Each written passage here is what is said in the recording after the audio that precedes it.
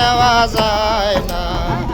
আপন মানুষ দুঃখ দিলে মেনে নেওয়া যায় না।